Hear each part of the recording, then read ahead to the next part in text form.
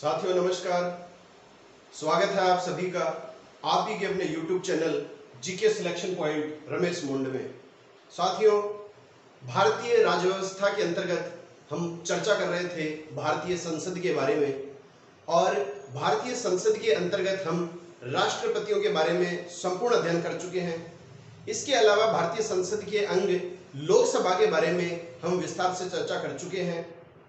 आज हमारे इस वीडियो के अंतर्गत हम बात करेंगे संसद के अंग राज्यसभा के बारे में, और इस राज्यसभा के अध्याय में आज भाग 1 में हम मुख्य रूप से 4 बिंदुओं की चर्चा करेंगे। सबसे पहला बिंदु है राज्यसभा के गठन और संरचना के बारे में। दूसरे हम बिंदु पर चर्चा करेंगे राज्यसभा के सदस्यों की निर्वाचन व्यवस्था के बारे में। तीसरा बिंदु जिस पर हम चर्चा करेंगे वो है राज्यसभा के सदस्यों के कार्यकाल के बारे में, और चौथी जो चर्चा करेंगे वो हम करेंगे राज्यसभा की सदस्यता ग्रहण करने हेतु जो आयु निर्धारित है उसके बारे में। इसके बाद में राज्यसभा के भाग 2 में जो है हम चर्चा करेंगे राज्यसभा के सभापति, उपसभापति, महासचिव और नेता प्रतिपक्ष के बारे में। और इसके बाद में अगला जो वीडियो प्रदर्शित किया जाएगा उसमें लोकसभा और राज्यसभा दोनों सदनों की शक्तियों की हम तुलनात्मक चर्चा करेंगे। तो साथियों, आज के इस वीडियो का हम प्रारंभ करते हैं, और इस वीडियो के अंतर्गत आज हम बात करेंगे राज्यसभा के बारे में।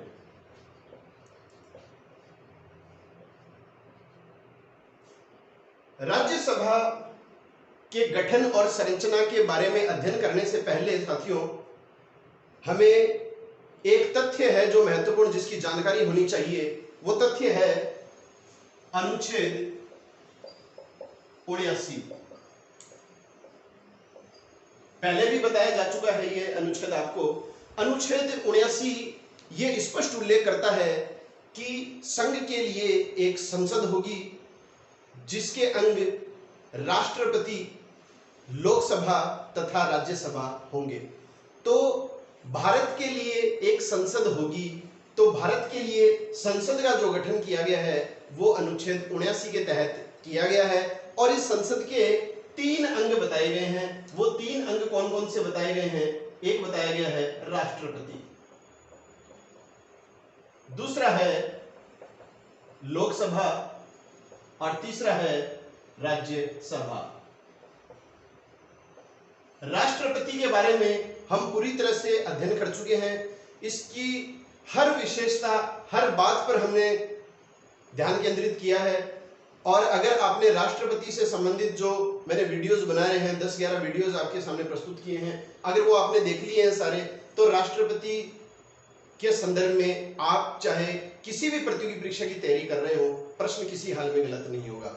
इसके बाद में हम लोकसभा के बारे में भी पिछले वीडियोस में बात कर चुके हैं, और आज जो अपन बात कर रहे हैं वो है राज्यसभा के बारे में। तो देखिए साथियों, सबसे पहली जो अपन चर्चा करेंगे वो है राज्यसभा के उपनामों के बारे में। यह आपको ध्यान में रखना है। राज्यसभा के उपनामों के बारे में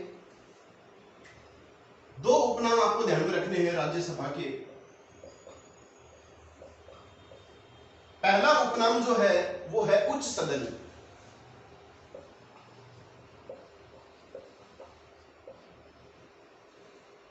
उच्च सदन, upper house of the parliament. उच्च सदन का मतलब साथियों ये नहीं है कि राज्यसभा लोकसभा की तुलना में अधिक शक्तिशाली है, राज्यसभा को लोकसभा की तुलना में अधिक शक्तियां प्राप्त है।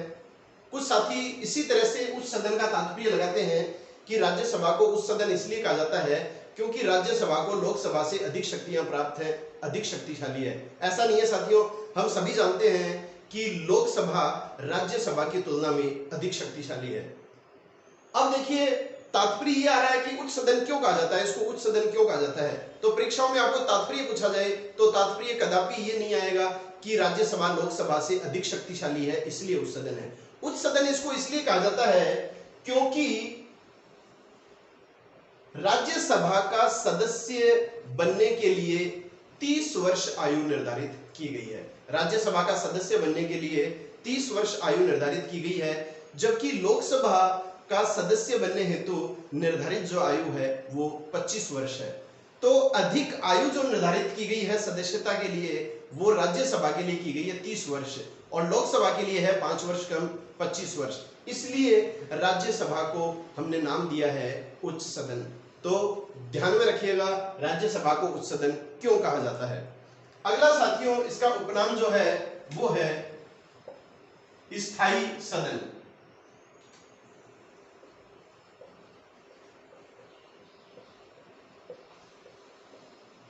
अब देखिए स्थायी सदन, स्थायी सदन क्यों कहा जाता है राज्यसभा को। हमने पढ़ा था कि लोकसभा जो होता है वो अस्थायी सदन है। लोकसभा अस्थायी सदन इसलिए है क्योंकि प्रत्येक 5 वर्ष के बाद लोकसभा भंग हो जाती है, नई लोकसभा का गठन किया जाता है। या जरूरी नहीं है कि 5 वर्ष तक लोकसभा चले ही, 5 वर्ष की अवधि से पहले भी यदि प्रधानमंत्री सिफारिश करे तो उस प्रधानमंत्री की सिफारिश पर राष्ट्रपति अनुच्छेद 85 के तहत लोकसभा को भंग कर सकता है। तो इसमें यहां पर एक अनुच्छेद आपको ध्यान में रखना है, अनुच्छेद 85। यह परीक्षाओं में कई बार पूछा जाता है। अनुच्छेद 85 किससे संबंधित है, तो इसमें सीधा सा उत्तर आएगा लोकसभा को भंग किए जाने से। तो अनुच्छेद 85 को आधार बनाकर मंत्रिपरिषद या प्रधानमंत्री की सिफारिश पर राष्ट्रपति समय अवधि से पहले भी लोकसभा को भंग कर सकता है। तो लोकसभा को भंग किया जा सकता है, तो लोकसभा हो गया अस्थायी सदन। अब देखिए राज्यसभा को स्थायी सदन क्यों कहा जाता है। तो राज्यसभा को स्थायी सदन इसलिए कहा जाता है कि राज्यसभा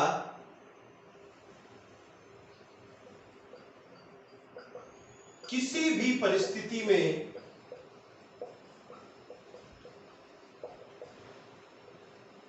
भंग नहीं होती है।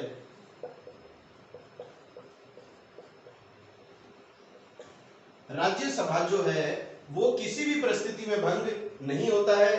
तो साथियों अगर मान लीजिए देश में आपातकाल की स्थिति है, राष्ट्रीय आपातकाल 352 की स्थिति है, तो भी राज्यसभा भंग नहीं होगा, क्योंकि मैंने कहा है कि किसी भी परिस्थिति में राज्यसभा भंग नहीं होता है। तो चाहे कोई भी परिस्थिति हो, राज्यसभा किसी भी स्थिति में भंग नहीं होता है।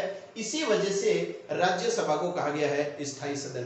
तो आई बार परीक्षा में प्रश्न यह आता है कि राज्यसभा स्थायी सदन है क्योंकि का तात्पर्य यह है क्योंकि ये किसी भी परिस्थिति में भंग नहीं होता है। तो ये दो उपनाम जो हैं वो आपको विशेष रूप से ध्यान में रखने हैं।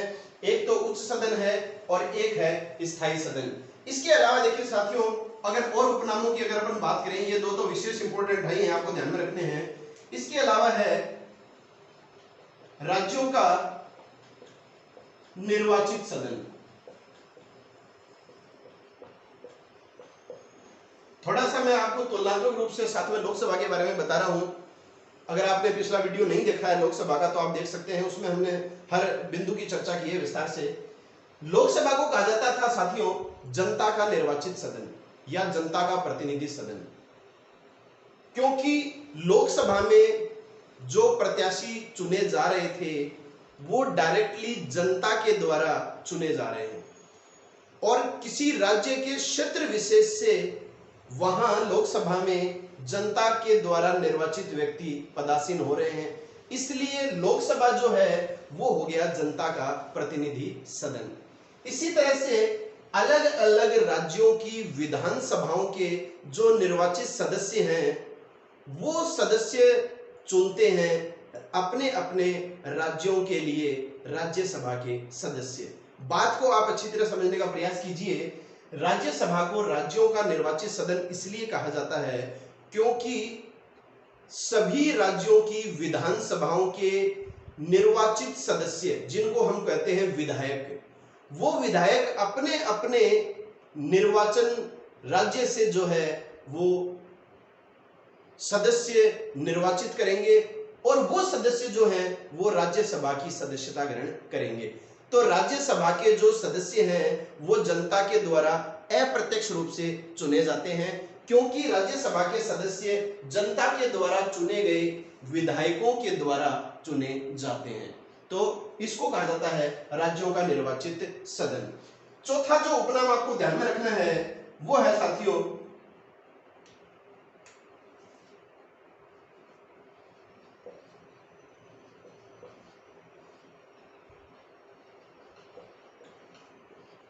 मनोनीत सदन। कला, साहित्य, विज्ञान, समाज सेवा आदि। ये भी अगर आपको ऑप्शन में दिया जाए कि कौन सा राज्यसभा का उपनाम है या नहीं है, तो ये भी उपनाम है साथियों। अब ऐसा नहीं है कि राज्यसभा में ही राष्ट्रपति सदस्य मनोनीत करता है, लोकसभा में भी करता है, लेकिन लोकसभा में जो सदस्य मनोनीत किए जाते हैं जिनको हम कहते हैं एंग्लो इंडियन सदस्य, वो एंग्लो इंडियन भारतीय जनसंख्या का प्रतिनिधित्व करने वाले 2 सदस्य होते हैं जो राष्ट्रपति वहां मनोनीत करता है। तो लोकसभा में 2 सदस्य राष्ट्रपति मनोनीत करता है जिनको हम एंग्लो इंडियन सदस्य कहते हैं, जबकि राज्यसभा में राष्ट्रपति के द्वारा 12 सदस्यों को मनोनीत किया जाता है। और ये 12 सदस्य जो हैं वो कला के क्षेत्र में, साहित्य के क्षेत्र में, विज्ञान के क्षेत्र में या समाज सेवा के क्षेत्र में बहुत ही प्रसिद्धि प्राप्त करता व्यक्तियों को मनोनीत किया जाता है। तो ये जो 4 उपनाम हैं ये आपको सबसे पहले ध्यान में रखने हैं।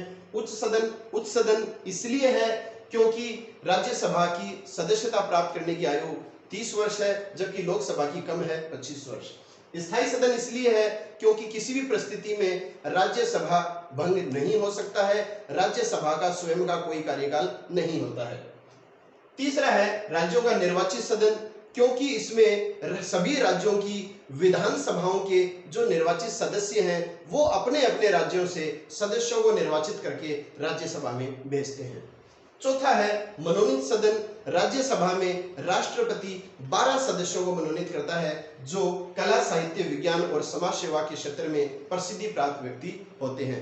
अब ये मनोनीत सदस्य कौन कौन है इसकी आगे हम विस्तार से चर्चा करेंगे। सारे नाम मैं आपको बताऊंगा, हर चीज की चर्चा की जाएगी साथियों। बस जरूरी तो ये है कि आप लगातार अंत तक वीडियो से बने रहें, और अगर वीडियो पसंद आए तो इसे निश्चित रूप से लाइक कीजिए, अपने साथियों के मध्य इस वीडियो का संचार कीजिए, इसको शेयर कीजिए, और अगर आप पहली बार मेरे चैनल से जुड़े हैं तो चैनल को सब्सक्राइब कर लें, बेल आइकन को दबाना न भूलें, क्योंकि बेल आइकन को दबाने के पश्चात ही मेरे द्वारा निरंतर जो वीडियोस प्रदर्शित किए जा रहे हैं आपके बीच, उनका नोटिफिकेशन आप तक पहुंच सकेगा। अब देखिए साथियों, इसके बाद में अपन बात करेंगे राज्यसभा के गठन और संरचना की।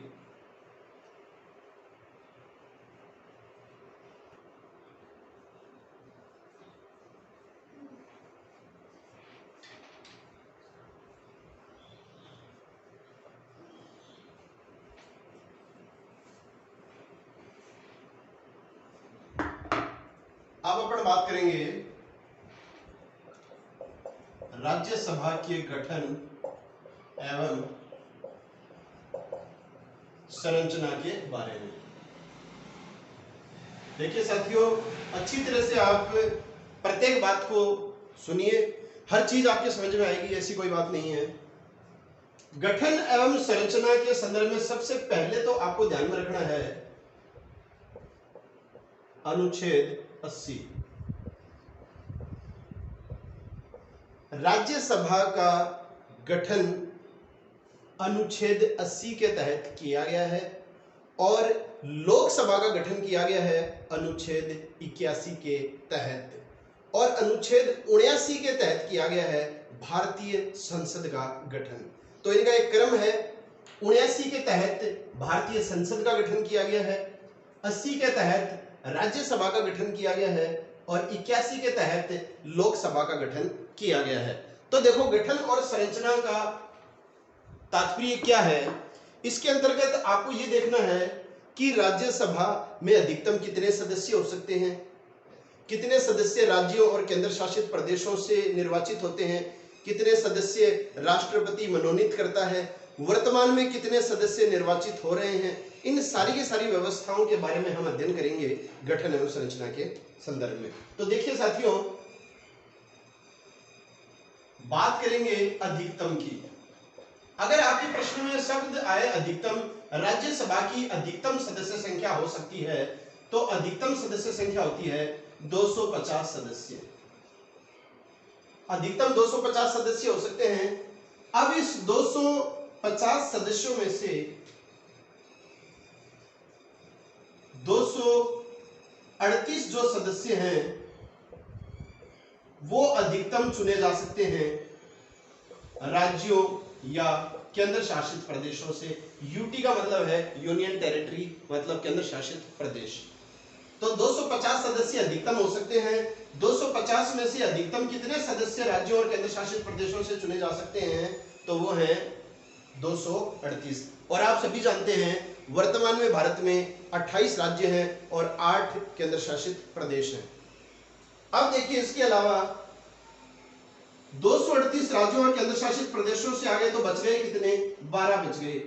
12 जो हैं वो सदस्य मनोनीत किए जाते हैं, नॉमिनेटेड किए जाते हैं भारतीय प्रेसिडेंट के द्वारा, राष्ट्रपति के द्वारा। यह आपको ध्यान में रखना है विशेष रूप से। अधिकतम सदस्य संख्या 250 होती है। 250 में से अधिकतम 238 सदस्य राज्यों या तथा केंद्र शासित प्रदेशों से चुने जा सकते हैं और 12 सदस्य राष्ट्रपति मनोनीत कर सकता है। अब देखिए साथियों, अपन बात करेंगे वर्तमान संदर्भ की। ये तो अधिकतम सदस्य संख्या अगर आपसे पूछा जाए तो बात आएगी। वर्तमान में 225 सदस्य, एक मिनट, थोड़ा सा आगे की बात बता दी थोड़ी मैंने। वर्तमान में 233 सदस्य जो हैं ये चुने जा रहे हैं राज्यों और केंद्र शासित प्रदेशों से। और इसके अलावा 12 सदस्य राष्ट्रपति मनोनीत कर रहा है। तो कुल सदस्य कितने हो गए वर्तमान में राज्यसभा में? ये हो गए 245। इसमें विद्यार्थी अक्सर कंफ्यूज होते हैं, आप अच्छी तरह देख लीजिए। अगर प्रश्न आ जाए कि राज्यसभा की सदस्य संख्या है, तो राज्यसभा की सदस्य संख्या है 245 और राज्यसभा में अधिकतम सदस्य कितने हो सकते हैं? तो अधिकतम हो सकते हैं 250। यह आपको ध्यान में रखना है। राज्यसभा में 238 सदस्य राज्यों से निर्वाचित हो सकते हैं, जबकि वर्तमान में 233 सदस्य ही राज्यों और केंद्र शासित प्रदेशों से निर्वाचित हो रहे हैं। और जो 12 सदस्य जो राष्ट्रपति मनोनीत कर रहा है वो सारे के सारे सदस्य वर्तमान में पदासीन हैं। अब देखो साथियों,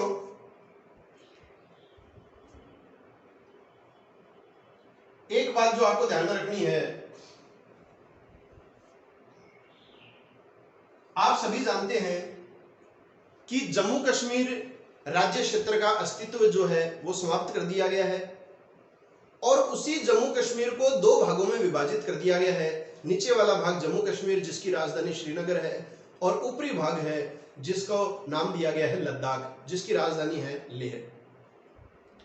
तो कहने का मतलब, जम्मू कश्मीर जो राज्य का अस्तित्व रखता था, विशेष राज्य का अस्तित्व रखता था अनुच्छेद 370 के तहत, उससे राज्य का दर्जा जो है वो उससे राज्य का दर्जा अब छीन लिया गया है।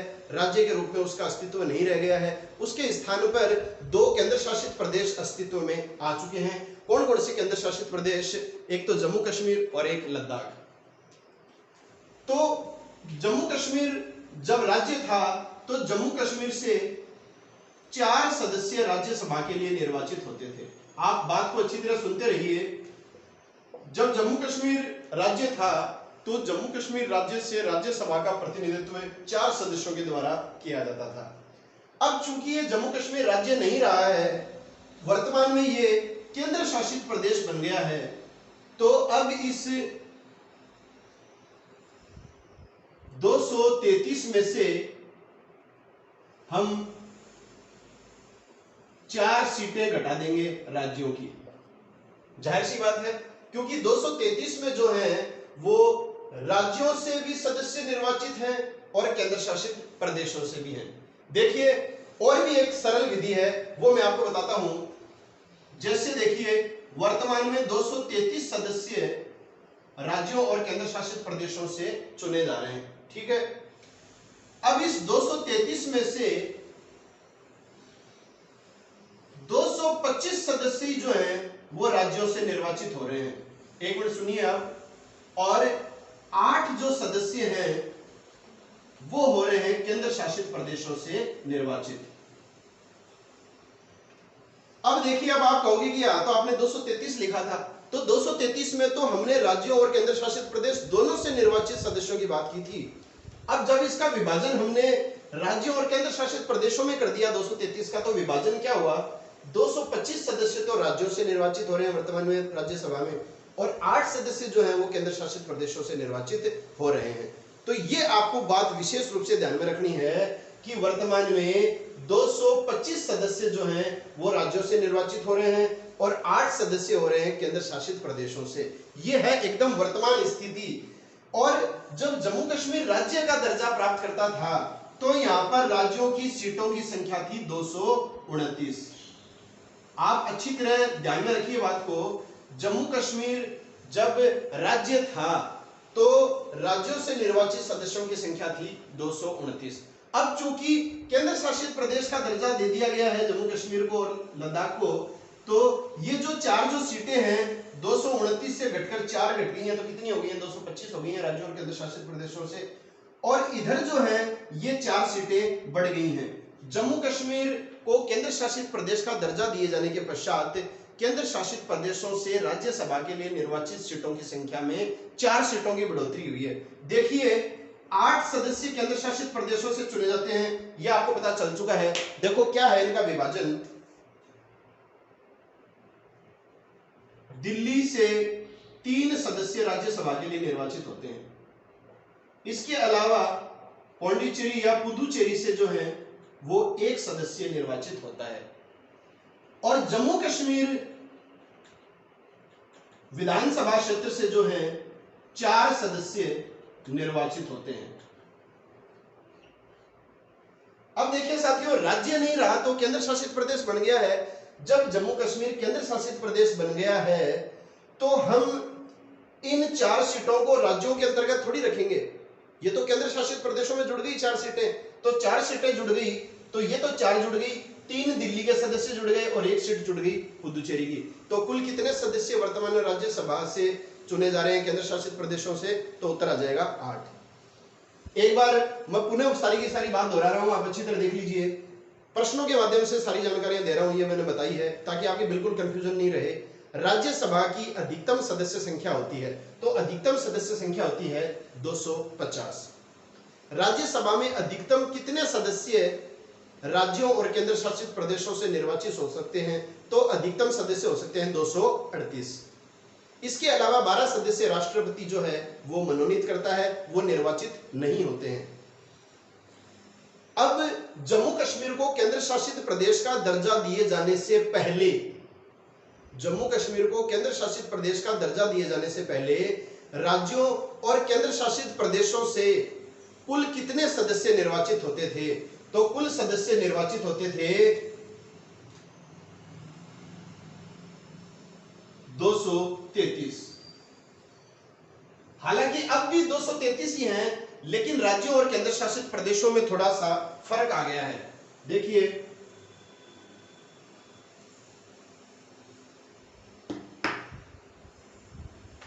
अधिकतम 250 हो सकते हैं। वर्तमान में 245 सदस्य हैं राज्यसभा में। 245 में से 238 राज्यों और केंद्र शासित प्रदेशों से संबंधित हैं। 12 मनोनीत किए जा रहे हैं राष्ट्रपति के द्वारा। तो वर्तमान में 245 हैं, तो 233 सदस्य तो बच गए स्टेट और यूनियन टेरिटरीज से, और इसके अलावा 12 हो गए मनोनीत। अब क्या होता था, इस 233 में से 4 जो सदस्य थे, 3 दिल्ली के और 1 पुदुचेरी के, ये 4 जो सदस्य थे ये केंद्र शासित प्रदेशों से थे। तो 233 में से 9 गए, तो कितने बच गए, 229 बच गए। 229 हो रहे थे राज्यों से। अब जब जम्मू कश्मीर को केंद्र शासित प्रदेश बना दिया गया तो जम्मू कश्मीर जो है वो 4 सदस्य रखता था, 4 सीटें, तो इस 225 में से -4 और हो जाएंगी, और ये माइनस जो 4 है ये इधर जुड़ जाएगा +4 में। तो वर्तमान में केंद्र शासित प्रदेशों से कितने सदस्य चुने जा रहे हैं राज्यसभा के लिए? 8 चुने जा रहे हैं, इसमें से 4 घट जाएंगे तो कितने आ जाएंगे? 225। तो वर्तमान में 225 सदस्य तो राज्यों से निर्वाचित हो रहे हैं और 8 सदस्य केंद्र शासित प्रदेशों से निर्वाचित हो रहे हैं। यह आपको बात ध्यान में रखनी है विशेष रूप से। अब देखिए साथियों, राज्यसभा में सर्वाधिक जो सदस्य हैं वो कौन से राज्य से चुने जा रहे हैं? तो जाहिर सी बात है इसका मापदंड जनसंख्या है। जिस राज्य की जनसंख्या जितनी अधिक होगी उतना ही उस राज्य का प्रतिनिधित्व भी ज्यादा होगा। तो वर्तमान में सर्वाधिक जो सदस्य निर्वाचित हो रहे हैं वो हो रहे हैं उत्तर प्रदेश से। यह आपको विशेष रूप से ध्यान में रखना है। सीटों की संख्या भी परीक्षा में पूछी जा सकती है। वर्तमान में सबसे अधिक सदस्य उत्तर प्रदेश से निर्वाचित हो रहे हैं। कितने सदस्य निर्वाचित हो रहे हैं? 31 सदस्य निर्वाचित हो रहे हैं। इसके बाद में जो स्थान आता है वो आता है महाराष्ट्र का, क्योंकि कई बार क्या होता है परीक्षा में ऑप्शनों में 4-4 राज्यों का क्रम दे दिया जाता है और आपसे पूछ लिया जाता है राज्यसभा में अधिकतम प्रतिनिधित्व करने वाले राज्यों का व्यवस्थित क्रम कौन सा है। तो उत्तर प्रदेश अगर आपको पता है तो हो सकता है तीनों ऑप्शनों में या चारों ऑप्शनों में पहला उत्तर प्रदेश ही हो। दूसरा आता है महाराष्ट्र। महाराष्ट्र से कितनी सीटें निर्धारित हैं? तो 19 सीटें निर्धारित हैं। तीसरा स्थान आता है तमिलनाडु का। तमिलनाडु से 18 सीटें निर्धारित हैं। चौथा स्थान आता है 2 राज्यों का संयुक्त रूप से, बिहार और पश्चिम बंगाल। दोनों ही राज्यों से 16-16 सीटें निर्धारित हैं। तो दोनों का एक साथ आ गया नाम। और बात की जाए राजस्थान की साथियों, तो राजस्थान में राज्यसभा से 10 सदस्य निर्वाचित होते हैं। अब एक प्रश्न इसमें यह भी आता है कि वो कौन सा राज्य है जिसकी राज्यसभा की सीटें राजस्थान के बराबर हैं? तो वो राज्य है उड़ीसा। यह आपको ध्यान में रखना अच्छी तरह। राजस्थान और उड़ीसा 2 ऐसे राज्य हैं जिनकी राज्यसभा के लिए निर्धारित सीटों की संख्या जो है वो कितनी है? 10 है। तो ये सारी की सारी जो बात है हमने गठन और संरचना के अंतर्गत कर ली है। कौन कौन सी बातें की है कि इसकी अधिकतम संख्या कितनी होती है, वर्तमान में राज्यसभा के निर्वाचित सदस्यों की संख्या कितनी है, और इसके अलावा कौन से राज्य से सर्वाधिक सीटें हैं? तो उत्तर प्रदेश से 31 सीटें, महाराष्ट्र से हैं 19 सीटें, तमिलनाडु से हैं 18 सीटें, बिहार और पश्चिम बंगाल से हैं 16 सीटें। अब देखिए साथियों, एक जो प्रश्न और पूछा जाता है वो ये है कि न्यूनतम सीटें। तो न्यूनतम सीट मतलब कहा गया 1 सीट। भारत के 8 ऐसे राज्य हैं जिनसे राज्यसभा में एक ही सदस्य निर्वाचित हो रहा है। मतलब इन राज्यों के लिए 1 सीट ही निर्धारित है। कितने ऐसे राज्य हैं? 8 राज्य।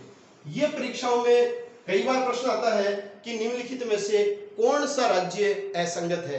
असंगत मतलब जो मैं 8 राज्य लिखूंगा जिनके लिए 1 सीट निर्धारित है, उन राज्यों के अलावा आपको ऑप्शन में कोई चीज दे दी जाएगी। तो देखिए साथियों, एकदम सीधी सी कहानी है। पूर्वी राज्यों की बात कर रहे हैं अपन, तो वो आप लिख लो। असम राज्य को नहीं लिखना है, असम तो आपको ऑप्शन में देगा। तो इसमें आएगा मणिपुर, मेघालय, मिजोरम, त्रिपुरा,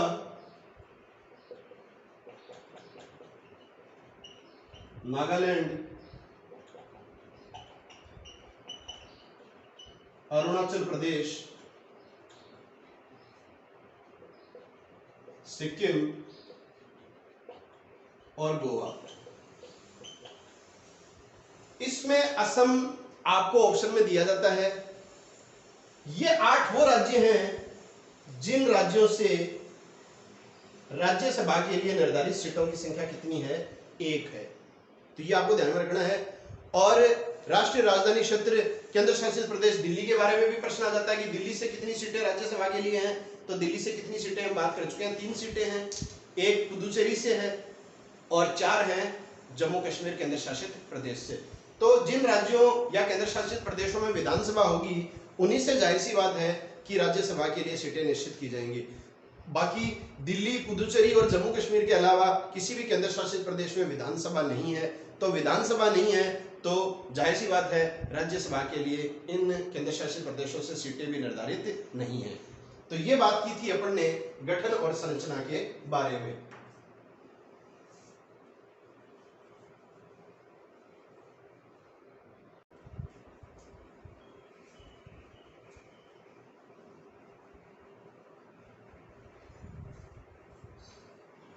अब देखिए साथियों,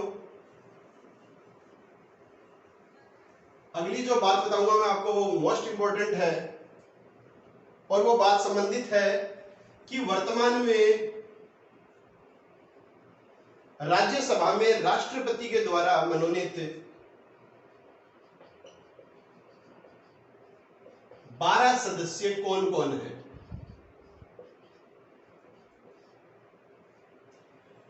क्योंकि परीक्षाओं में निश्चित रूप से यह प्रश्न बन सकता है कि आपको 4 नाम दे दिए जाएंगे और प्रश्न पूछ लिया जाएगा कि निम्नलिखित में से कौन वर्तमान में राज्यसभा का मनोनीत सदस्य है या नहीं है। तो देखिए, सदस्यों का कार्यकाल 6 वर्ष होता है। प्रत्येक 2 वर्ष के बाद में 1/3 सदस्य सेवानिवृत्त होते रहते हैं और उतने ही सदस्य जो हैं वो नए आते जाते रहते हैं। तो सदस्यों का जो कार्यकाल है वो इनका भी 6 वर्षीय होता है साथियों। सबसे पहले जो मैं बात बताऊंगा आपको वो बताऊंगा मैं 4 सदस्यों के बारे में। याद करने की दृष्टि से भी आपके लिए आसान रहेगा। और ये जो 4 सदस्यों के जो मैं नाम बताऊंगा साथियों, ये 2018 में राष्ट्रपति रामनाथ कोविंद के द्वारा मनोनीत किए गए थे। वर्तमान राष्ट्रपति रामनाथ कोविंद के द्वारा ये 4 सदस्य मनोनीत किए गए थे और ये वर्ष 2024 तक राज्यसभा के मनोनीत सदस्य रहेंगे। वर्ष 2018 में 4 सदस्य मनोनीत किए गए थे रामनाथ कोविंद के द्वारा और ये वर्ष 2024 तक राज्यसभा के मनोनीत सदस्य रहेंगे। सबसे पहले इनको आप याद कर लीजिए। एक साथ आप 12 नाम याद करेंगे, आसान नहीं है याद करना। तो देख लीजिए, सबसे पहले अपन जो बात करेंगे वो करेंगे राकेश सिन्हा की।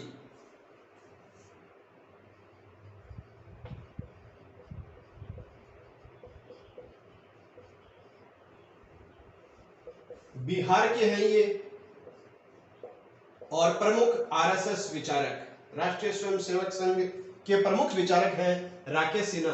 देखिए, ये चीजें तो आपको विशेष रूप से नहीं पूछी जाती हैं, हालांकि मैं आपको राज्य बता रहा हूं, कोई विशेष बात नहीं है। आपको मेन बात जो है साथियों वो नाम ध्यान में रखना है, राकेश सिन्हा। राकेश सिन्हा जो है ये लेटेस्ट मनोनीत 12 सदस्यों में शामिल है 4। दूसरा जो नाम आता है साथियों वो है सोनल मानसिंह।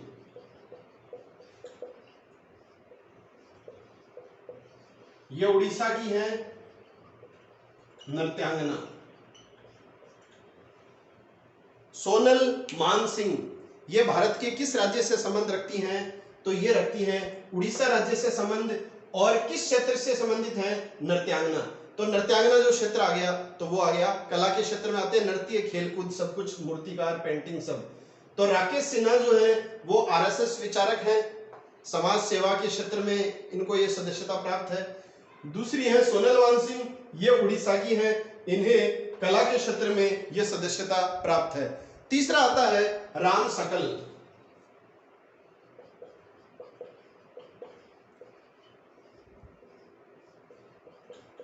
ये उत्तर प्रदेश राज्य से संबंध रखते हैं राम शकल और ये है किसान नेता।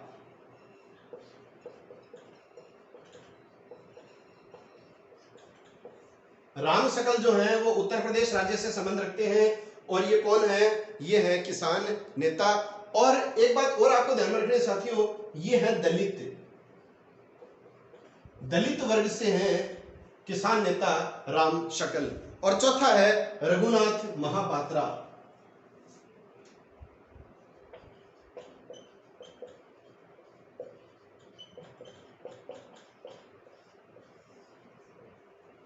ये है मूर्तिकार।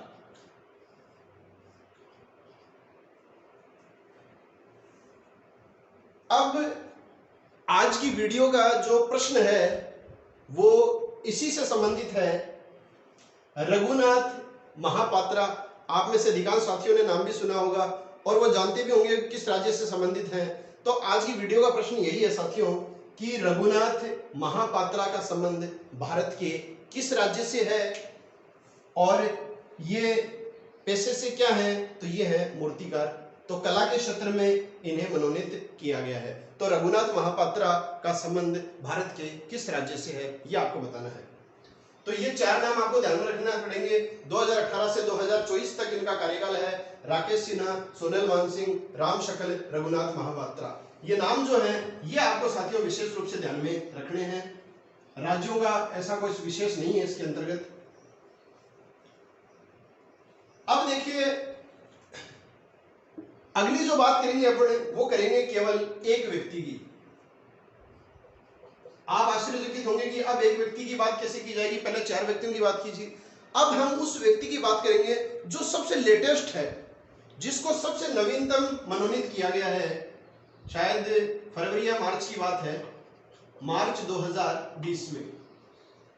मार्च 2020 में वर्तमान राष्ट्रपति रामनाथ कोविंद के द्वारा भारत के पूर्व मुख्य न्यायाधीश, जिनका संबंध जो डिब्रूगढ़ असम से है और जिनका नाम आप सभी ने सुन रखा होगा, ये 46वें मुख्य न्यायाधीश थे, रंजन गोगोई,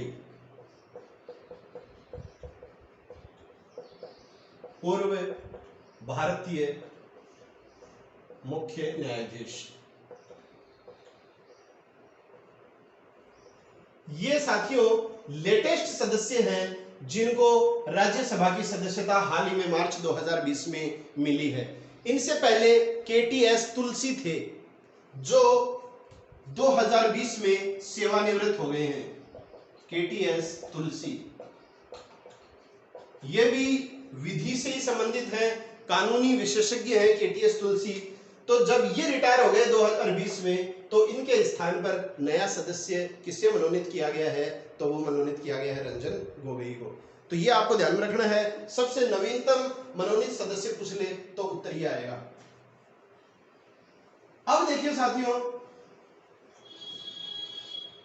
बाकी जो नाम बच गए वो सदस्य हैं जो वर्ष 2022 तक अपने पद पर रहेंगे। तो 7 नाम बच गए हैं बाकी।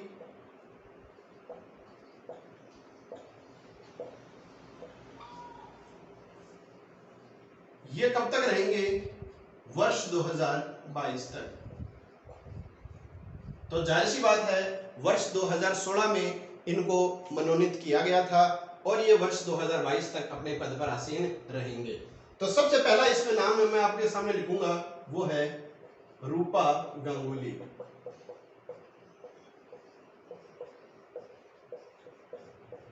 कला के क्षेत्र में है, ये अभिनय करता है और आप सभी ने इनके अभिनय के साक्षात दर्शन भी किए हैं। महाभारत में इन्होंने द्रौपदी की भूमिका निभाई थी। तो इनका नाम है रूपा गांगुली। तो रूपा गांगुली का जो संबंध है वो किस क्षेत्र से है, तो वो है कला के क्षेत्र से। अगला है संभाजी राजे।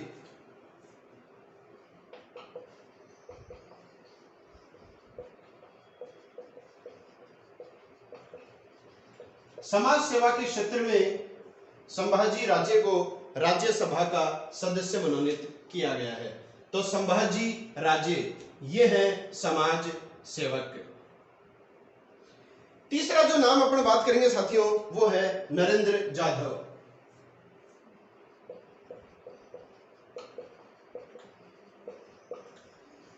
नरेंद्र जाधव का जो संबंध है वो है अर्थशास्त्र से।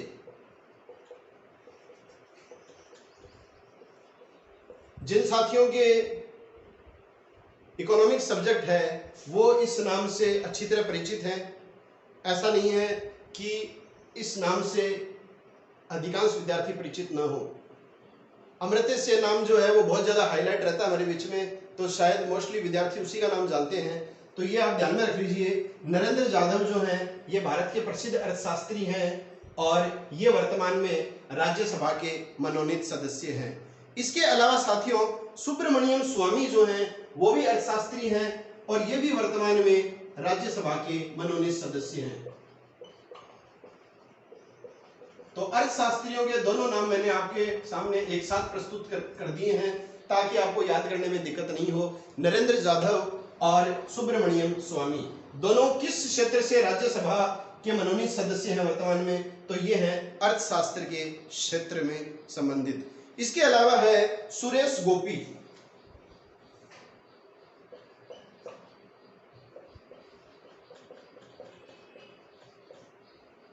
सुरेश गोपी का नाम आपने सभी ने सुन रखा होगा, काफी कला के क्षेत्र में बहुत बड़ी शख्सियत है ये। तो कला के क्षेत्र में ही रूपा गांगुली हैं, कला के क्षेत्र में ही सुरेश गोपी हैं।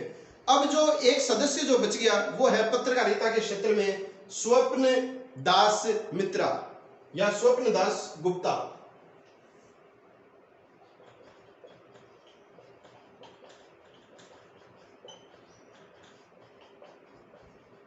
इनको सदस्यता दी गई है पत्रकारिता के क्षेत्र में।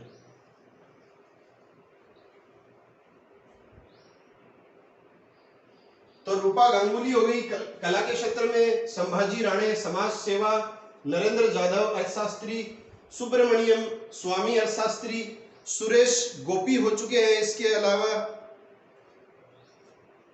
स्वप्न दास गुप्ता हो चुके हैं और एक सदस्य बच गई है साथियों, वेरी इंपॉर्टेंट है, आप सभी ने नाम सुना होगा, MC Mary Kom. MC Mary Kom का नाम आप सभी ने सुना होगा। ये वर्तमान में राज्यसभा की जो है मनोनीत सदस्य हैं, कला के क्षेत्र में है, खेल खिलाड़ी हैं ये, और किस खेल से संबंधित है, बॉक्सिंग। तो ये जो नाम है ये आपको विशेष रूप से ध्यान में रखने हैं। ये सातों के सातों जो है वो 2022 तक राज्यसभा के मनोनीत सदस्य रहेंगे। शुरू के जो 4 नाम बताए थे वो वर्ष 2024 तक रहेंगे और मार्च 2020 में जो रंजन गोगोई जो बने हैं वो अगले 6 वर्ष तक रहेंगे, 2026 तक। तो ये सारे के सारे 12 जो नाम है वो आप अच्छी तरह याद कर लीजिए। इसमें से प्रश्न निश्चित रूप से पूछा जा सकता है।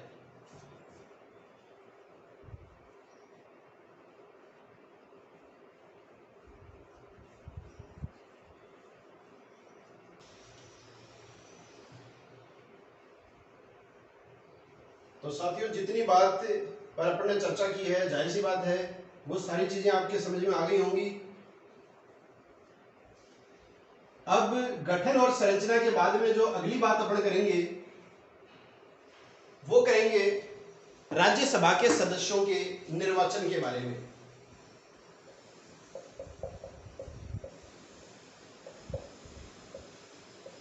राज्यसभा के सदस्यों का निर्वाचन।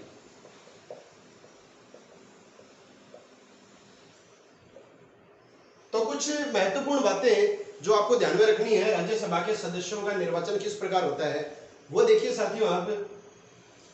पहली बात तो कि राज्यसभा के जो सदस्य हैं वो जनता के द्वारा निर्वाचित नहीं होते हैं। जनता वोट नहीं दे सकती है। जनता के द्वारा चुने हुए एमएलए या विधायक जो है वो राज्यसभा के सदस्यों के निर्वाचन में मत का प्रयोग करते हैं। जैसे जनता के द्वारा चुने गए जो सदस्य हैं वो उस राज्य की विधानसभा में चले गए और उस राज्य की विधानसभा के जो सदस्य हैं वो मत का प्रयोग करके अपने सदस्यों में से ही राज्यसभा के लिए सदस्य निर्वाचित करेंगे। तो इसमें देखिए साथियों 3-4 बातें आपको जो विशेष ध्यान में रखनी है, उसके बाद में अपन थोड़ी गहराई की बात करेंगे। सबसे पहला है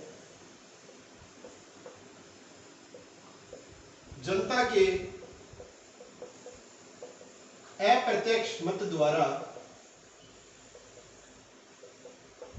राज्यसभा के सदस्य चुने जाते हैं। यह आपको ध्यान में रखना है। तो इसका तात्पर्य हो गया, कथन आता परीक्षाओं में, राज्यसभा के सदस्य अप्रत्यक्ष रूप से जनता द्वारा चुने जाते हैं। तो अप्रत्यक्ष रूप से बिल्कुल चुने जाते हैं, क्योंकि अप्रत्यक्ष इसलिए हो गया क्योंकि जनता के द्वारा जो चुने गए विधायक हैं वही तो सदस्य चुन रहे हैं राज्यसभा के सदस्यों को, तो अप्रत्यक्ष हो गया। दूसरी बात देखिए साथियों, संबंधित राज्य के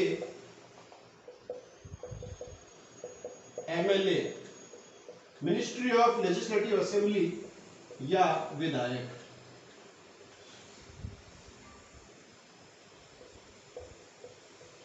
निर्वाचन में भाग लेते हैं। दूसरी बात यह आपको ध्यान में रखनी है कि संबंधित राज्य के जो विधायक होते हैं वो राज्यसभा के सदस्यों के निर्वाचन में भाग लेते हैं, अपने मत का प्रयोग करते हैं। अब इसकी मेन जो परिभाषा आती है साथियों, उसमें 3 शब्दों का प्रयोग आता है। देखिए आप, राज्यसभा के सदस्यों का निर्वाचन आनुपातिक प्रतिनिधित्व पद्धति के तहत एकल संक्रमणीय मत द्वारा अप्रत्यक्ष रूप से जनता द्वारा किया जाता है। तो ये तीनों अगर आप शब्द आपके समझ में आ जाएंगे तो आप सारी की सारी निर्वाचन व्यवस्था को समझ जाएंगे। तो ये जो 3 शब्द आए हैं, उन 3 शब्दों के बारे में अपन चर्चा करेंगे साथियों।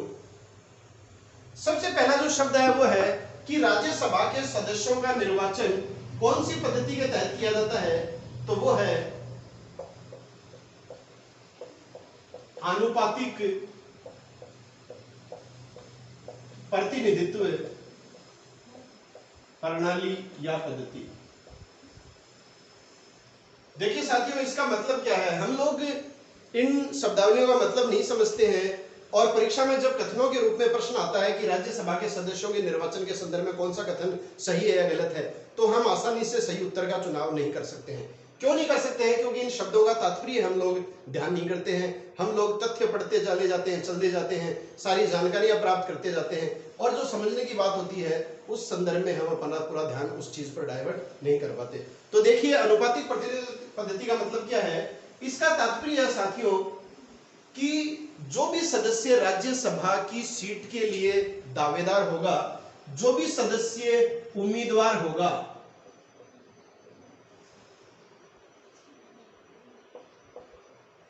उस सदस्य को राज्यसभा का सदस्य निर्वाचित होने के लिए न्यूनतम कोटा प्राप्त करना होता है। जैसे राष्ट्रपति के चुनाव में हमने पढ़ा था कि राष्ट्रपति वही व्यक्ति बनता है या वही उम्मीदवार बनता है जो न्यूनतम कोटा जो है प्राप्त कर लेता है।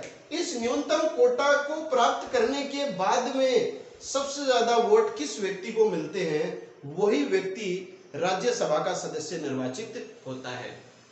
देखिए साथियों, आनुपातिक प्रतिनिधित्व प्रणाली का तात्पर्य एकदम सीधा सा है।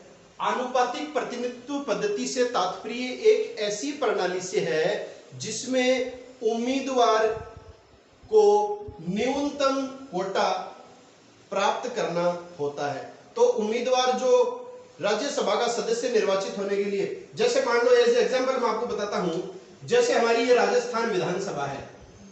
राजस्थान विधानसभा से जो है वो 10 सदस्य राज्यसभा के लिए चुने जाते हैं, आपको सबको पता है। अब ऐसा भी नहीं है कि ये एक ही वर्ष में सारे 10 के 10 चुने जाते हैं, इनको 3 चरणों में चुना जाता है। जैसे सबसे पहले जो है वो जैसे 3 सदस्य इस वर्ष हुए, बाद में अगले 2 वर्ष बाद में दोबारा 3 सदस्य चुने गए, उससे अगले 2 वर्ष बाद में जो है 4 सदस्य चुने जाते हैं। तो इस तरह से चुने जाते हैं। ऐसा नहीं है कि सारे के सारे सदस्य एक ही वर्ष में चुने जाते हैं। उत्तर प्रदेश से हमने बात की कि 31 जो सदस्य हैं वो राज्यसभा से निर्वाचित होते हैं। तो क्या एक ही वर्ष में 31 के 31 सदस्य निर्वाचित हो जाते हैं? ऐसा नहीं होता है साथियों। सबसे पहले जो है 10 सदस्य निर्वाचित होंगे, अगले 2 वर्ष बाद में 10 और होंगे, उसके बाद में 2 वर्ष बाद में 11 सदस्य निर्वाचित होंगे। तो 3 चरणों में होते हैं। किसी भी राज्य के जो सदस्य राज्यसभा के लिए निर्वाचित होते हैं वो कितने चरणों में होते हैं? 3 चरणों में होते हैं। तो जो सदस्य चुनाव लड़ रहा है उस सदस्य को न्यूनतम कोटा प्राप्त करना जरूरी है। अब मैं बार बार आपके सामने बोल रहा हूं कि न्यूनतम कोटा प्राप्त करना जरूरी है, न्यूनतम कोटा प्राप्त करना जरूरी है, तो ये है क्या? तो इसका सूत्र आपको ध्यान रखना है। न्यूनतम कोटा प्राप्त करने का सूत्र जो है वो परीक्षा में आपको पूछा जा सकता है। न्यूनतम कोटा प्राप्त करने का सूत्र आप देख लीजिए, इस सूत्र को अच्छी तरह आप समझ लीजिए साथियों। इसका सूत्र होता है MLA। MLA का मतलब क्या हो गया? विधायक हो गया। और कौन विधायक? केवल जो निर्वाचित विधायक है, जो विधानसभा में निर्वाचित विधायक हैं, वही, मनोनीत नहीं। तो MLA विधायक निर्वाचित बटा 1 प्लस कुल सीटों की संख्या। कुल सीटों की संख्या का मतलब यह है साथियों कि जिस वर्ष संबंधित राज्य के लिए सदस्य चुना जाना है, उस वर्ष कितने सदस्यों का चुनाव हो रहा है राज्यसभा के लिए। जैसे मैं यहां पर यूपी की बात करूं तो यहां पर 31 नहीं आएगा, 1 प्लस 31 नहीं आएगा, यहां पर आएगा 10। तो इसको मैं और आपके समझने के हिसाब से और सही भाषा लगा देता हूं यहां पर थोड़ा सा। 1 प्लस जितनी सीट्स के लिए निर्वाचन हो रहा है वो संख्या आ जाएगी और आगे आ जाएगा +1। ये होता है न्यूनतम कोटा प्राप्त करने का सूत्र। आप अच्छी तरह से ध्यान में कर लीजिए। ऊपर आ जाएगा निर्वाचित विधायकों की संख्या, नीचे आ जाएगा 1 प्लस कितनी सीटों के लिए निर्वाचन हो रहा है उनकी संख्या +1। जैसे फॉर एग्जाम्पल मान लीजिए उत्तर प्रदेश की अपन बात ले लेते हैं, तो उत्तर प्रदेश में वर्तमान में 404 सदस्य हैं विधानसभा में। कितने सदस्य हैं? 404 हैं। 404 में से 403 जो हैं वो निर्वाचित हैं। तो 403 ऊपर आएगा या 404 आएगा? केवल निर्वाचित आएगा, तो 403 आ जाएगा। नीचे आ जाएगा 1 प्लस कितनी सीटों के लिए निर्वाचन होता है, तो पहले चरण में हो रहा है 10 सीटों के लिए, और यहां आ गया +1।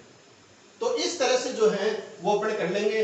404 बटा 11 हो जाएगा, तो लगभग 38% के करीब जो इसका समीकरण का हल निकले वो न्यूनतम कोटा हो जाएगा। जैसे जो भी इसका उत्तर आए उतना प्रतिशत कोटा जो है वो सदस्य को मिलना जरूरी है। जैसे मान लीजिए 4 सदस्य, ये 10 सदस्य उम्मीदवारी कर रहे हैं और 10 सदस्यों में से कोई भी सदस्य वो निर्धारित न्यूनतम कोटा 38% वोट प्राप्त नहीं कर पाया है, तो कोई भी सदस्य निर्वाचन होने के लिए योग्यता नहीं रखेगा। तो साथियों, न्यूनतम कोटा प्राप्त करने का मतलब यही है कि जो सदस्य उम्मीदवारी कर रहा है उसको इस कोटे के सूत्र के तहत जितना न्यूनतम प्रतिशत आएगा वो प्रतिशत वोट तो प्राप्त करने होंगे ही होंगे। उसके बाद में जिस व्यक्ति को ज्यादा वोट मिलेंगे वही राज्यसभा का सदस्य निर्वाचित माना जाएगा। तो यह है अनुपातिक प्रतिनिधित्व प्रणाली। अब देखिए साथियों, दूसरा जो शब्द आया अपने आगे वो है एकल संक्रमणीय मत।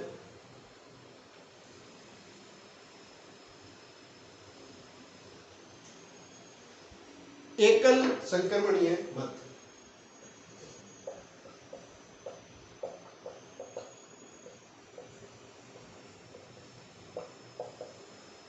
तो राज्यसभा के सदस्यों का निर्वाचन आनुपातिक प्रतिनिधित्व पद्धति के तहत एकल संक्रमणीय मत के द्वारा अप्रत्यक्ष रूप से जनता द्वारा किया जाता है। तो दूसरी टर्म ये आ गई, आप आनुपातिक प्रतिनिधित्व पद्धति अच्छे आसानी से समझ गए हैं। उसी तरह से देखो इसका मतलब क्या होता है। इसका मतलब होता है कि विधानसभा के निर्वाचित सदस्य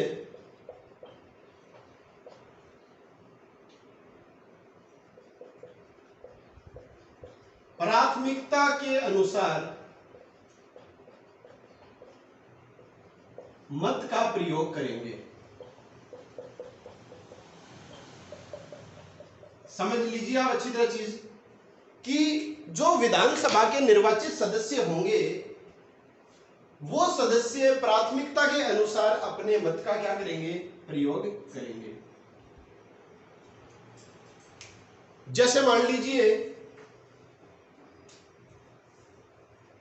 राजस्थान विधानसभा के सदस्यों को 3 सदस्यों का चुनाव करना है। ठीक है, कितने सदस्यों का चुनाव करना है? 3 सदस्यों का। एक सदस्य ये हो गया, दूसरा ये हो गया और तीसरा ये हो गया।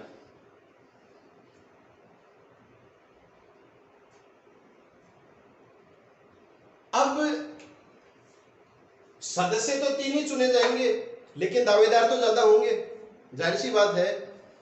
तो जितने भी दावेदार होते हैं उन दावेदारों को प्राथमिकता के अनुसार जो है वो विधायक जो होते हैं वो अपने वोट का प्रयोग करते हैं। जैसे मान लो मैं राजस्थान विधानसभा का विधायक हूं और ये 3 व्यक्ति हैं, एक व्यक्ति को चुनना है। मान लीजिए एक व्यक्ति को चुनना है तो प्राथमिकताएं तय करेंगे जितने भी व्यक्ति खड़े हो रहे हैं। जैसे ये मान लो जी 3 सदस्यों को चुनना है, मान लीजिए ये एक व्यक्ति हो गया, ये दूसरा व्यक्ति हो गया, तीसरा व्यक्ति हो गया। अब बनेगा कौन? बनेगा एक। तो उसमें क्या होगा, मैं वोट देने जाऊंगा तो अपन क्या करते हैं, आमतौर पर जो आम चुनाव होते हैं उसमें तो किसी एक प्रत्याशी को वोट दे देते हैं और हमारा मतदान तो गुप्त मतदान भी होता है। क्या आप वोट देते हैं वो किसी को पता चलता है कि आपने किसको वोट दिया है? क्योंकि आप गुप्त मतदान प्रणाली के तहत वोट देते हैं। राज्यसभा में के निर्वाचन के लिए जो सदस्य वोट देते हैं विधानसभा के विधायक, वो खुला मतदान होता है साथियों। हैरान मत होइए, वो एकदम खुला मतदान होता है। साफ तौर पर प्राथमिकता के अनुसार, जैसे मैं वोट देने आया तो मैंने इसको दी अपनी पहली प्राथमिकता, इसको दी मैंने द्वितीय प्राथमिकता और इसको दी मैंने तीसरी प्राथमिकता। तो इस प्राथमिकता के आधार पर जो है वो मैंने किसको चुना है? सबसे पहले मैंने चुना है दूसरे कैंडिडेट को। और मुझे बकायदा बताना पड़ेगा पूरे सदन में कि मेरी पहली प्राथमिकता ये है, दूसरी ये है, तीसरी ये है। उसका कारण क्या है साथियों? ये जो व्यवस्था है ये 2003 के बाद में चालू हुई है। 2003 तक तो राज्यसभा के सदस्यों का निर्वाचन गुप्त मतदान द्वारा किया जाता था, विधायकों के द्वारा। लेकिन 2003 के बाद में भ्रष्टाचार को रोकने के लिए ये जो खरीद पोसी जो चल जाती थी कि मतलब मैं बीजेपी का हूं और मुझे विपक्षी दल ने पैसा दे दिया है और मैंने चुनावों में जो है उस पैसे लिए हुए कैंडिडेट को अपना पहला प्राथमिकता के रूप में चुन लिया है। तो इस धांधलीबाजी को रोकने के लिए जो है वर्ष 2003 के बाद से राज्यसभा के सदस्यों के निर्वाचन को किस तरह का स्वरूप दे दिया गया है? खुला मतपत्र, खुले मतदान के द्वारा सदस्य अपने मत का प्रयोग करते हैं। सदन में बकायदा बताया जाता है कि कौन से व्यक्ति ने किसको पहली प्राथमिकता दी, किसको दूसरी और किसको तीसरी। तो प्राथमिकता के आधार पर सदस्यों को निर्वाचित करना या सदस्यों को वोट देना यह कहलाता है एकल संक्रमणीय मत। और तीसरी जो शब्दावली थी अप्रत्यक्ष निर्वाचन। तो अप्रत्यक्ष निर्वाचन का मतलब यही है कि जनता के द्वारा इन चुनावों में भाग नहीं लिया जाता है। राज्यसभा के सदस्यों के निर्वाचन में संबंधित राज्य की विधानसभा के निर्वाचित सदस्य भाग लेते हैं, न कि जनता। इसलिए हम कह सकते हैं अप्रत्यक्ष रूप से राज्यसभा के सदस्य आनुपातिक प्रतिनिधित्व प्रणाली के तहत एकल संक्रमणीय मत के द्वारा चुने जाते हैं। अब देखिए साथियों, इसके बाद में अपन जो बात करेंगे वो बात करेंगे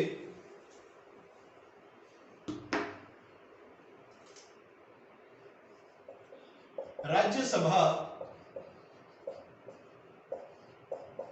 का कार्यकाल। राज्यसभा का कार्यकाल। अब देखो साथियों, राज्यसभा का कार्यकाल, राज्यसभा के कार्यकाल के संदर्भ में अनुच्छेद 83(1) मुख्य रूप से 3 बातों का उल्लेख करता है। राज्यसभा के कार्यकाल से संबंधित अनुच्छेद है अनुच्छेद 83(1) और ये मुख्य रूप से 3 बातों का उल्लेख करता है। कौन कौन सी बातों का उल्लेख करता है? पहली बात तो ये है कि राज्यसभा एक स्थायी सदन है। कौन से अनुच्छेद के तहत इसका उल्लेख है? 83(1) के तहत किसी भी परिस्थिति में भंग नहीं किया जा सकता। दूसरी बात का उल्लेख करता है कि राज्यसभा के सदस्यों का कार्यकाल जो है वो होता है 6 वर्ष। देखिए साथियों, यही प्रश्न परीक्षा में ज्यादातर पूछा जाता है। आपसे पूछा जाता है राज्यसभा का कार्यकाल कितना होता है? 5 वर्ष, 6 वर्ष, 4 वर्ष या स्थायी सदन है? तो इस संदर्भ में आप वर्ष नहीं बताएंगे। राज्यसभा का कोई कार्यकाल नहीं होता है, ये स्थायी सदन है। अगर प्रश्न आए राज्यसभा के सदस्यों का कार्यकाल कितना होता है, तो सदस्यों का कार्यकाल होता है 6 वर्ष। यह भी उल्लेख किया गया है 83(1) के तहत। तीसरी बात का जो उल्लेख किया गया वो ये है कि प्रत्येक या प्रति 2 वर्ष पश्चात राज्यसभा के 1/3 जो सदस्य हैं वो रिटायर हो जाते हैं, सेवानिवृत्ति प्राप्त कर लेते हैं और इतने ही सदस्य जो हैं इनके स्थान पर वापस चुन लिए जाते हैं। तो ये तीनों प्रश्न पूछे जाते हैं। स्थायी सदन है, सदस्यों का कार्यकाल 6 वर्ष है, प्रति 2 वर्ष पश्चात कितने सदस्य सेवानिवृत्त होते हैं? 1/3 सदस्य सेवानिवृत्त होते हैं और इतने ही जो सदस्य हैं वो इनके स्थान पर चुन लिए जाते हैं। अब देखिए, इसके बाद में अपन इसके बारे में थोड़ी सी जानकारी प्राप्त करेंगे कि राज्यसभा की जो पहली बैठक हुई थी और राज्यसभा का गठन कब किया गया। तो देखिए साथियों, राज्यसभा का जो गठन है वो किया गया था 3 अप्रैल 1952 को। ये तिथि आप ध्यान में रख लीजिए। और राज्यसभा की प्रथम बैठक यदि आपसे पूछा जाए तो प्रथम बैठक जो हुई थी वो हुई थी 13 मई 1952 को। ये 2 तथ्य जो हैं वो परीक्षाओं में मोस्ट इंपोर्टेंट पूछे जाते हैं कि राज्यसभा का गठन कब किया गया। राज्यसभा का गठन 3 अप्रैल 1952 को किया गया था और राज्यसभा और लोकसभा दोनों ही सदनों की जो पहली बैठक हुई थी वो कब हुई थी? 13 मई 1952 को। और वर्ष 1954 तक जो है राज्यसभा का नाम था काउंसिल ऑफ स्टेट्स। ये आपको ध्यान में रखना है। वर्ष 1954 तक राज्यसभा को किस नाम से जाना जाता था? काउंसिल ऑफ स्टेट्स के नाम से जाना जाता था।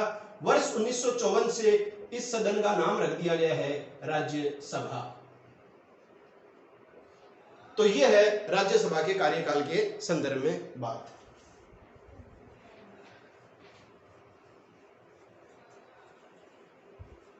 अब देखिए, इसके आगे जो अपन बात करेंगे वो प्रधानमंत्रियों के संदर्भ में एक तथ्य जो मेरे ध्यान में आया है उसकी बात करेंगे कि भारत के 4 ऐसे प्रधानमंत्री हैं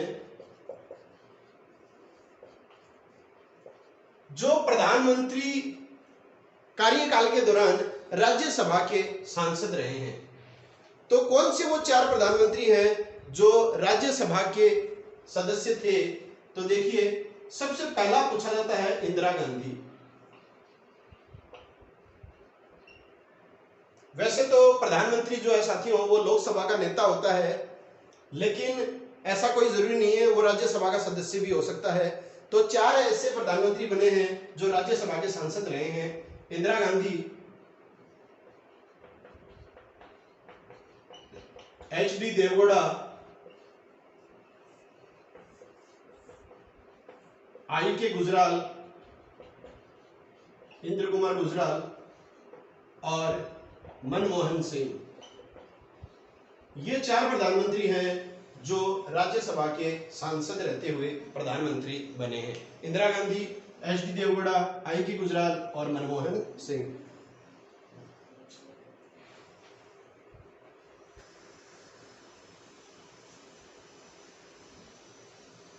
अब देखिए साथियों, इस वीडियो की आखिरी बात अपन लाएंगे वो है सदस्यों की योग्यता। राज्यसभा हो चाहे लोकसभा हो, दोनों ही सदनों की सदस्यता ग्रहण करने का उल्लेख जो है वो करता है अनुच्छेद 84।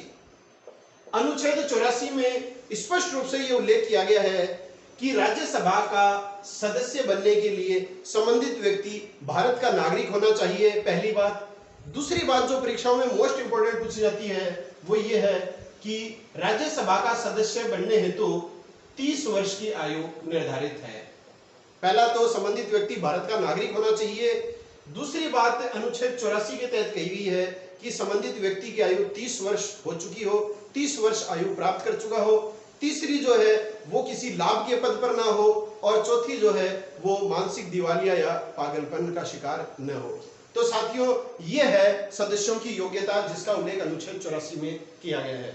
आशा है आपको आज की वीडियो बेहद पसंद आई होगी। साथियों, वीडियोस आप एकाग्रचित होकर सारी की सारी सुनिए, नियमित रूप से सुनिए, क्योंकि मेरा प्रयास वीडियोस के माध्यम से यही रहता है कि विद्यार्थियों तक अधिकतम बातें पहुंचे। चाहे वीडियो को एक से अधिक भागों के बीच आपके बीच प्रस्तुत करना पड़े, लेकिन लक्ष्य मेरा यही रहता है कि विद्यार्थियों तक अधिक से अधिक जानकारी पहुंचनी चाहिए। अगर आपको वीडियो अच्छा लगा है तो इसे लाइक कीजिए, अधिक से अधिक साथियों के बीच शेयर कीजिए, और अगर आप चैनल पर नए हैं तो चैनल को सब्सक्राइब करें, बेल आइकन को दबा लें ताकि मेरे द्वारा प्रदर्शित वीडियोस के नोटिफिकेशन सबसे पहले आप तक पहुंच सकें। तो मिलते हैं नए वीडियो के साथ, तब तक के लिए जय हिंद, जय भारत, वंदे मातरम।